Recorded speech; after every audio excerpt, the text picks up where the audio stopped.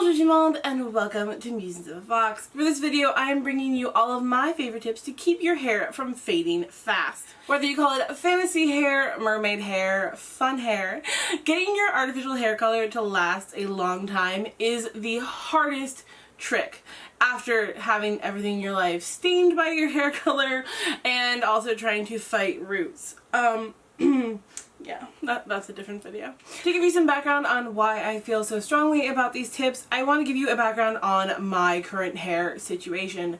The last time I dyed my hair, whether it be the brown hair or the pink hair, was January 7th of 2020. And now I am filming on May 11th, and so that has been a little over 4 months since I got my hair dyed. Over here I'm going to put photos of what my hair looked like indoors on January 7th and what it looked like outdoors. A photo of what my hair looks like now indoors and a photo of what my hair looks like outside. So hopefully you guys find this video helpful, and let's just get straight into the tips. So tip number one is, what dye are you using? There are so many dyes out there, it's easy to think that all dyes are equal when it comes to their longevity, but this is really deceptive.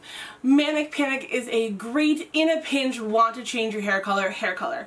However, it is not designed to be a long-lasting color. When I used Manic Panic the first time I ever went pink, the dye lasted maybe about 2 or 3 weeks before it faded. I felt like I needed to use it again. It also leached constantly, and it dyed my pillowcase, it dyed my phone case, it dyed almost anything I touched. Arctic Fox is another great brand, but it is specifically designed not to last very long. The owner of the brand, Kristen Leanne, a well-known YouTuber here on YouTube, designed it so that you could have one color and in a couple weeks your hair would be nice and faded out and you would be able to dye it another color without having to do any harsh transition things to it. You wouldn't have to do any bleaching, any of those crazy hacks on YouTube that you would otherwise have to do with a more intense dye. When I dyed my own hair last fall hot pink, I used Arctic Fox. I was, however, having to dye my hair every couple of weeks to keep up a nice, like, aesthetically bright hot pink. So what dye will last truly the longest? Salon brands. You can get a hold of professional salon dyes either from a local small beauty supply or online if that's what we have to do, especially when we're in quarantine. So the two dyes that I recommend wholeheartedly for a long lasting, juicy, delicious hair color are Pulp Riot and what I currently have, which is Joico. I know for a fact Joico is available on Amazon. Pulp Riot I've only ever found in independent beauty supply centers, so that might be a little bit trickier to get hold of. They have yet to invent permanent fun colors, but if you want the longest lasting dye, which I think is also the best bang for your buck, it's gonna be Pulp Riot or Joico. But if you want to have a hair fling, I definitely recommend Arctic Fox. Number two, how often are you washing your hair? I know some people who wash their hair every single day and they don't understand why their color isn't lasting even though they use a sulfate-free shampoo. Another thing we will get to later on. No one really needs to wash their hair every single day. In fact, you're probably doing more damage to it by washing it every single day. The ideal for fancy colored hair is to wash your hair twice a week. I myself have extremely oily roots, so I understand that there are those of you who be like, honey, I can't not wash it frequently. It has been a lifelong struggle trying to find hair products that are actually made for oily hair. So many products are out there for damaged hair and normal hair, but no one really caters to oily hair. I found two brands that are salon, higher end hair care brands, so I do understand that they are a splurge, but both Kevin Murphy and Davines have shampoos that are specifically for oily hair folks. I trade off between two shampoos. I trade off between Solu from Davines, which is a clarifying shampoo, because I do have colored roots typically, except for right now during quarantine. I do not have colored roots, but typically this part of the brown part of my hair is also colored, so I do want to be mindful of that color as well. So I only use Solu 1 out of every 4 washes. And then for my other washes, I use a shampoo from Davines called Oi, which as a Jewish person I just absolutely adore.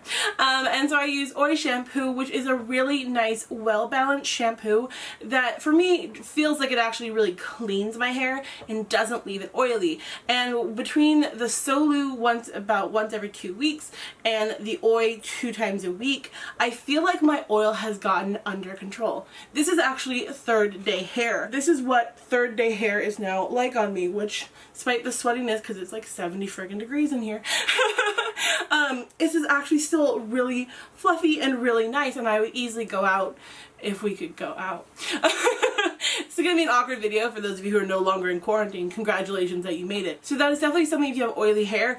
It's not that your oil is so out of control, it's that you haven't found the right product that helps your hair feel balanced. The other thing I would recommend for my oily hair folks is a boar bristle brush.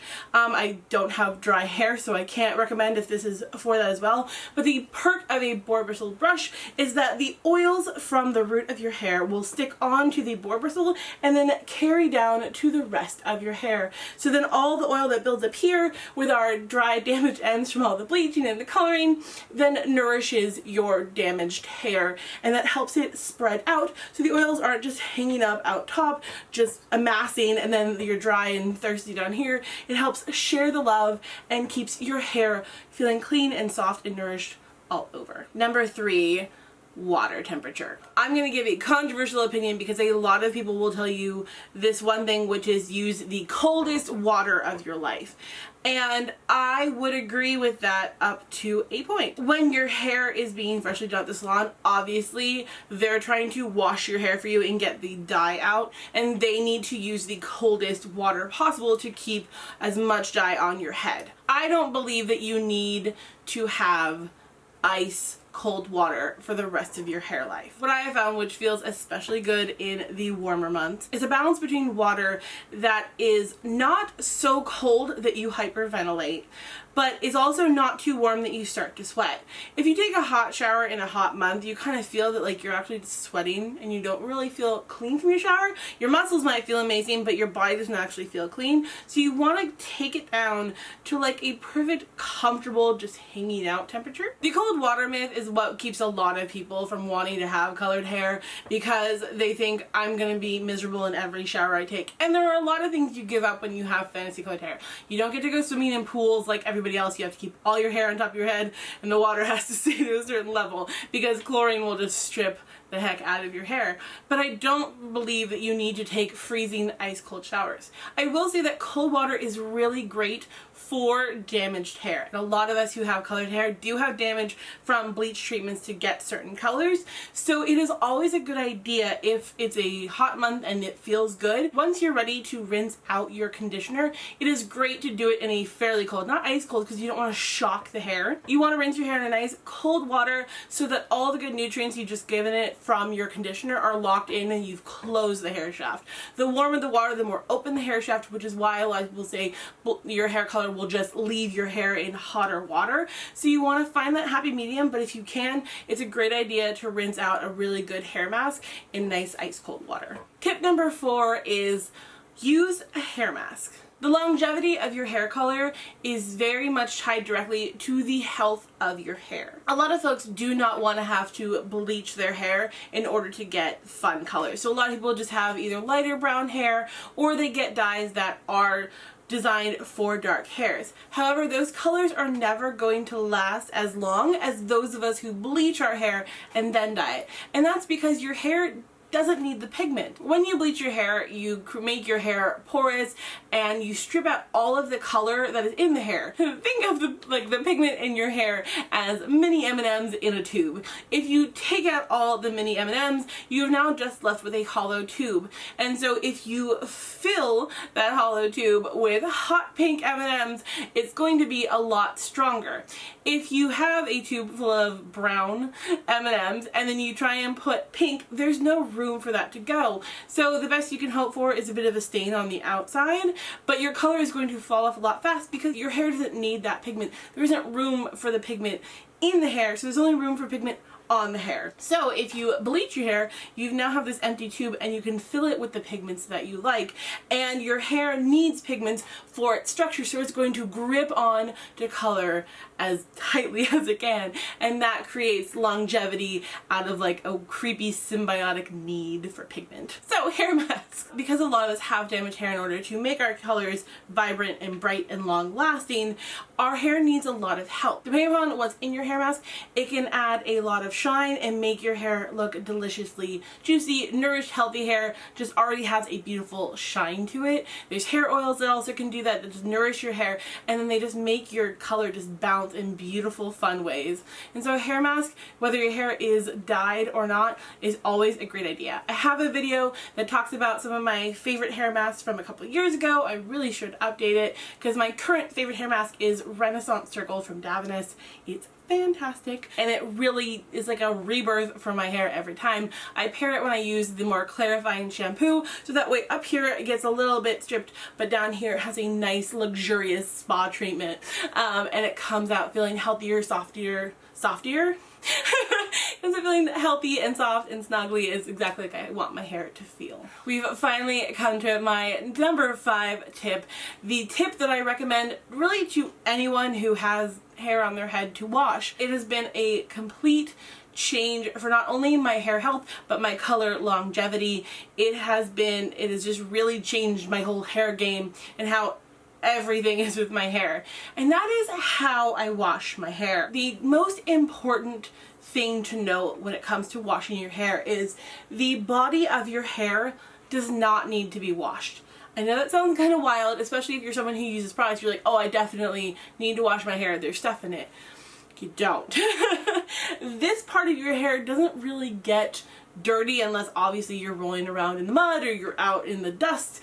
It doesn't get dirty the way your roots get dirty. You might see that often, that like this part might get oily and sticky and gross, but then this part seems like it's okay, which is why most of us throw our hair up in ponytails and it's fine, because this just looks sleek back and this still has all the body and the volume and all that goodness. I promise you, even if you're someone who loves a good texturizing spray or a hairspray, your conditioner is able to wash out all those impurities on its own. You don't need an agitating soap to do that. My biggest tip for you is don't wash the body of your hair, wash your scalp. Here is a video of me washing my hair. So obviously I have gotten it to that temperature that is not too cold, not too hot, that perfect Goldilocks temperature. And so you want to wet your hair thoroughly, and then you want to gently squeeze it out as if you were about to be done with the shower. And then you're going to take whatever like cheap conditioner, it doesn't matter. Unfortunately I still have one, we're gonna call it Schmerble Schmessenses. I do not support this brand. They are doing horrible things when it comes to palm oil, and it is unfortunately just a giant bottle I bought years ago that has truly lasted me that long because I only use it as a protective coat on my hair. So what you do is you lather your hair in this conditioner, like seriously, it can be drugstore, it doesn't matter. So you want to like thickly coat your hair in this conditioner, and then you're going to take your shampoo. I, in this video, am using the Oil shampoo from Davines. I do the same method with the Solu shampoo from Davines. When you're dealing with sulfate-free shampoos, what you want to do is you want to squirt it out into your hand, and then you want to create the lather in your hand first. If you just apply it straight onto your head, it's going to just kind of stick wherever you put it. It's a big problem a lot of us have with sulfate-free shampoos, especially those of us who are oily. So you want to lather in your hands first, then work it through your hair, get a good lather going. Then you want to gently rinse it just a little bit to get a little bit of water back in your hair, and then that's when you go in for the big scrubby wash. That's my secret to sulfate-free shampoos. If you've tried them before and struggled, lather it in your hands first, get it in there, then add a little bit of water from the shower, and then wash it again. So when you're ready to wash the shampoo out, the thick conditioner acts like a protective barrier for the shampoo to just slide over, and that way you're also not agitating your hair with the shampoo, so it's not going to strip it out. And so there's just a nice protective layer, it all just slides off. You will always lose a little bit of color in the shower. I have never gotten my hair with like when it's been touched with a product to not run in the shower a little bit, but it is an extremely huge difference between what happens when I'm just rinsing my hair out with the conditioner layer and when I truly have washed my whole head. After I have washed my hair, that's when I go in with my hair mask. For this video, like I said, it is Renaissance Circle from Davines, and it is just a incredible hair mask for those of us with dry, damaged hair, but it's also nice and light enough for my root hair that I never come out feeling oily. It's always that hard balance with oily hair to be able to to treat the dry, damaged, colored hair, but also not over oil your roots with a deep conditioning mask, and Renaissance Circle is perfectly balanced for that. The Renaissance Circle does take 10 minutes, so you can either hop out of the shower and let it sit, or you can do whatever else you gotta do in the shower and then just rinse it out thoroughly. With the Renaissance Circle, you want to let your hair have a little bit of like a slip to it. And then to finish that off, I do not have it on me because I washed my hair in that video, you want to use a t-shirt towel. When you have dry and damaged hair, you have to baby the crap out of it. That's just the facts. So I have switched from taking my normal, just regular towel and switched to using a t-shirt towel. I found one from Conair at Target. It just feels like t-shirt material, and then that soaks up the water that you don't need, but lets your hair keep the water that it does. It is extremely gentle on your hair. It dries beautifully. It's also really great for those of us who have natural waves and curls to our hair. I say this as my hair has been flat ironed and slightly curled artificially, but my natural texture is very, very wavy, and it really helps enhance that, and it doesn't overly strip and break already delicate hair. Okay guys, those are my top 5 tips for getting your hair color to last its longest. If you have any other tips that are your top secret weapon for getting your hair color to last, let me know in the comments down below. If you guys still have some questions, I'll leave them down there. I will definitely be there to answer them for you. I hope you're all staying safe and staying home for those of you who can't. And for those of you who are essential workers like me and still have to go into our offices or our jobs, thank you. You are so appreciated, more than anyone can ever tell you. Alright guys, I will see you next time. Bye!